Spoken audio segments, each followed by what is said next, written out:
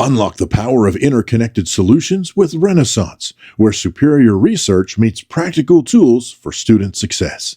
Their newest innovation, Renaissance Next, integrates assessment, practice, and instruction seamlessly, empowering teachers to personalize learning like never before. Renaissance Next provides actionable insights and high-quality tools, ensuring every student reaches their full potential. From clear assessments to personalized instruction and comprehensive data solutions, Renaissance is committed to transforming education. Visit Renaissance.com to learn more about how they are redefining learning for the future. Renaissance, empowering educators, inspiring students. You're listening to an EduTechGuys recording from ISTE 2024. Enjoy. Hey, Jeff Matlock, welcome back to ISTE 2024. We're at the Renaissance Nearpod booth, and we have our next guests here. We're going to let them introduce themselves, tell us who they are and what they do, and then we'll jump into it. Hello, everybody. My name's Storey Sitwala. I'm a Senior Director of Product at Renaissance and Product Manager for Renaissance Next.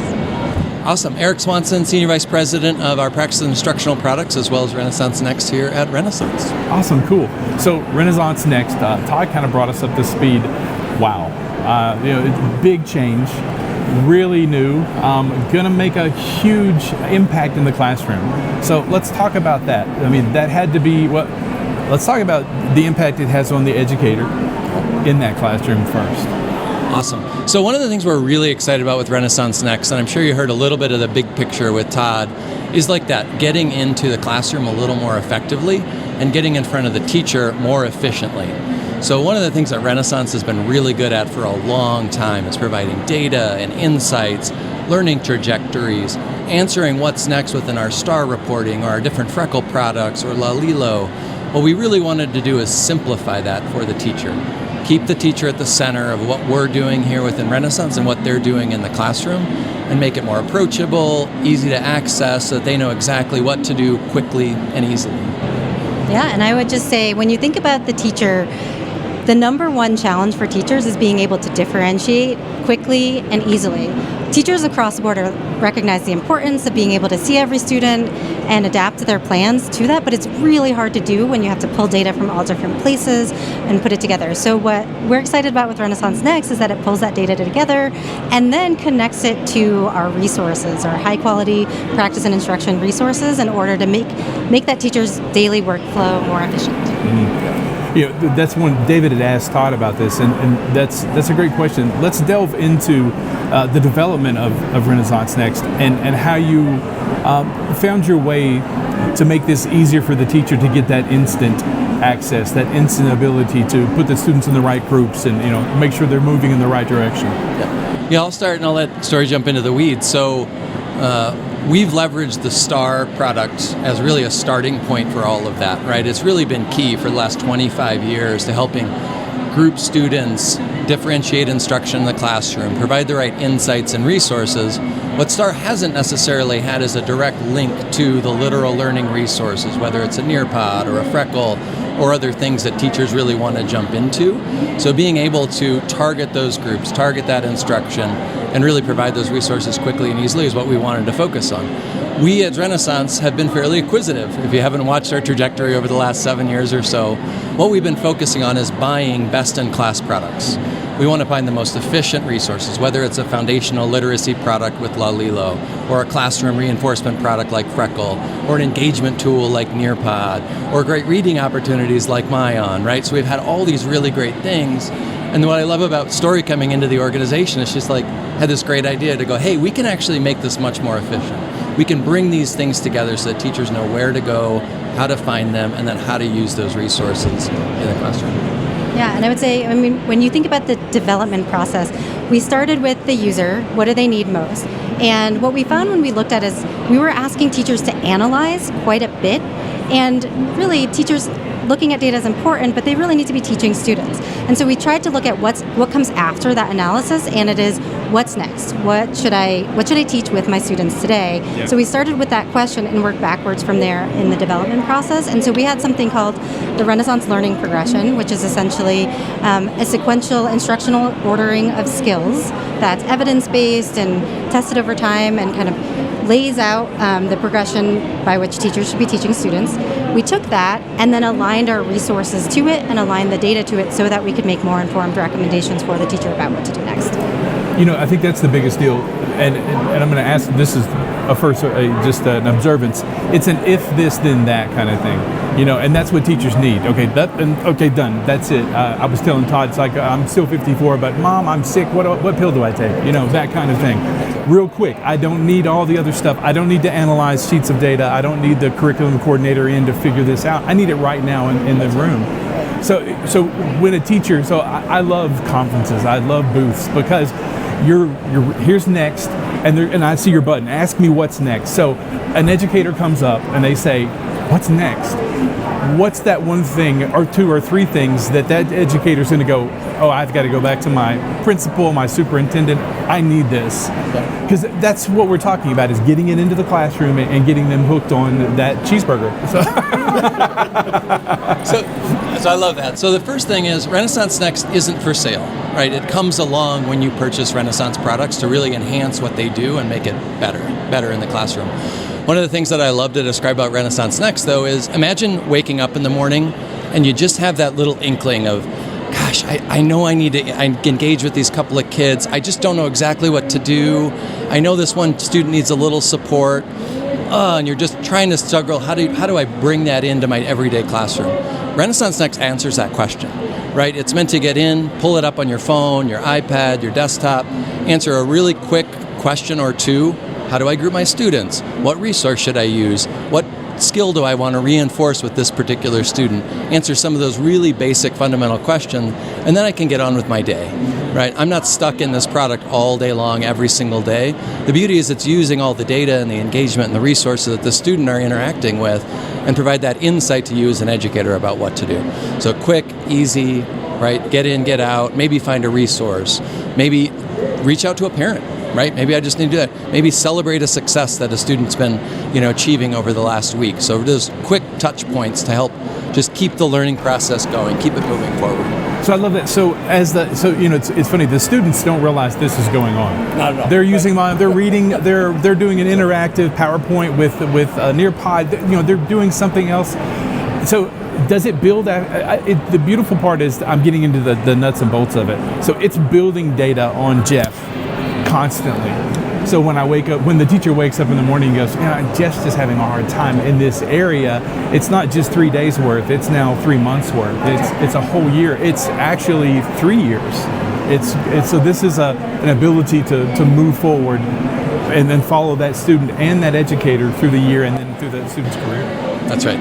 Yeah, one of the things we've been excited about is Renaissance is really expanding into the analytics space over the last couple of years. So with our acquisition of the Illuminate and Illuminate products, EduClimber, DNA, and a few other things like Schoolzilla has allowed us to have a really deep repository of information behind the scenes about what students know and don't know, where students might need some additional support, what classrooms might be struggling or teachers might be struggling. And so building on that data, we said, hey, there's got to be a teacher version of this, right? Like these products are meant for administrators, they're meant for accountability, they're meant for really high stakes. We're like, we really need a version of this that's accessible for a teacher, right? What basic information, and we know teachers don't want to live and breathe in data all day. Like, let's be honest, there's a couple, but the majority of them want to get a couple of quick insights, pull a report or two, and keep doing what they do best, which is engage students and keep the learning process going, right? Those are math teachers. 100%, right, that's right. So how do we just provide that particular capability in a different venue? And that's the user, persona that we really focused on with this particular product. So, partial pun intended, I want to know your story. So, when you were brought in to help pull all this stuff together, is this something that you saw and you came to them and said, hey, you could be doing this? Or is this something where they brought you in and said, hey, we got all this stuff, how do we make it work together? Talk about that process of how that came to be. Yeah, I mean, I've thought about this a lot, and I don't really know the answer. I think it was a little bit of both, I will say. So I think with any good idea, an idea comes from lots of different places. It doesn't just come from one person, it comes from an accumulation over time. Teachers were asking for this. We had products out there. We had been trying it for different ways, and Eric mentioned Schoolzilla and some of our other more administrative tools. What we saw is that those are great for admins, but teachers weren't really able to engage with it the same way because it wasn't getting to that next step. And so I think when we were positioned at this point because Renaissance has now a huge portfolio of really great practice and instruction products with Mayan, Accelerated Reader, Nearpod, Freckle, etc. And we were poised to actually do more with that. And so when they asked me to come in, it was just the time, the opportunity was there, the technology was there. We had started to bring that data together. The learning progressions were there. And so, it's kind of an amalgamation over time that I just happened to be lucky enough to come in and realize that it was possible and say, let's go, let's do this. Storey is being very humble right now. And what's the real story? All I see is a giant wall of Post-it notes in task form. Is that like idea after idea after idea? So the team, do you have a team that you worked with, or is it? Yeah, I have a team. We've got a great team of engineers, and then we also have a user research team that we work with very closely, and a UX designer. His name is Josh Singer. He's a fantastic designer. He's been with the company for, I think, 15, 20 years, and it's just incredible. And so without all of those folks, none of this would have happened. We also pulled together a teacher champions group, so recent educators who were on staff at Renaissance were lucky enough to have a number of really fantastic people who just provided us with some feedback as we were ongoing. Then we ran a beta process with over 6,000 teachers and got their input. We were able to survey them, interview them. So we ran a very extensive process to get input. I think that's one of the key things about Renaissance in general, and then also with all of the other companies that they've brought into the fold, is that, I mean, we're long timers, put it that way. And we were around when we were installing Accelerated Reader, off of floppy disks. So listen, we've been around a while. Don't date me. But where I'm going with all this is that even from those days, and certainly into now, into next, and then a follow up to this will be what is next for next. But as we sit here, Renaissance has been one of those companies who have put educators at the forefront of what they're doing, and it shows, and you can tell through the products and services that they put together specifically aimed at educators. So it's just a big pat on the back for you guys, because it really is. Renaissance really does an amazing job, and has for a long time, putting that focus and keeping that focus and evolving as the focus has changed. So speaking of evolving, what is next for next that you're allowed to talk about? There's probably some things you can't talk You about. want to take this one, Storey? Do you want me to? I'll give it a go. So in terms of what's next, I think Eric already mentioned kind of looking at the admin point of view. I think there's a couple of panes of glass of this. One is, as we think about supporting the teacher, teachers don't exist in these classrooms by themselves. There's the kids, and then there's the leaders who support them. And so we're taking another look at how do we better support leaders to support classroom instruction and that tier 1, tier 2 that's happening in those classrooms.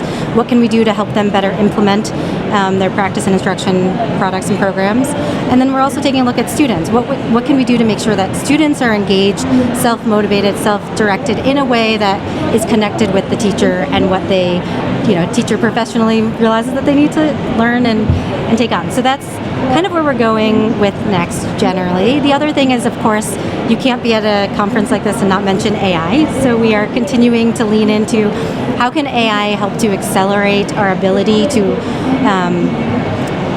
just answer some of these questions and solve some of these challenges in a way that does not take the teacher out of it or does not take the leader out of it, but kind of supports and scaffolds them by accelerating what we can do with that data and what we can do with some of the responsiveness when you're looking for the right resources.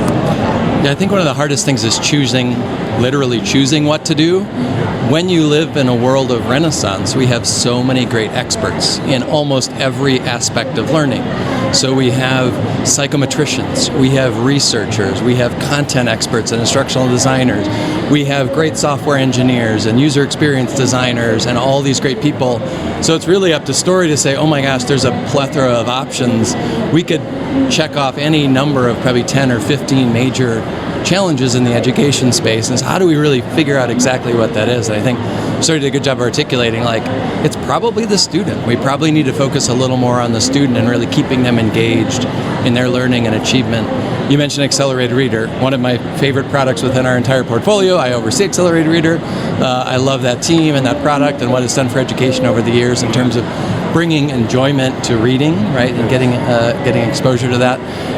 But what that really was really a student-driven product, right? It's helping drive a particular achievement or a goal or getting that student vested in their own learning and how they're going to get to that next level or the next reading level or improve their score over time so that they get the attaboy or pat on the back, right? How do we take that concept and bring it to the rest of the Renaissance ecosystem, right? And so really exploring that and digging into that. We don't know exactly what it'll be or what it'll look like, but we're excited for what's to come. Well, it's good to hear and good to know and good for the listeners to know that, even though Next is brand new and that's, the thing that's on the tongue of the day, that there is still more to come. That's right. There is something next. There will always be a next. There's always a next. I've seen the UI come up behind us several times. It's glorious. It looks like it's super easy to use. Eric, Storey, thank you guys for your time.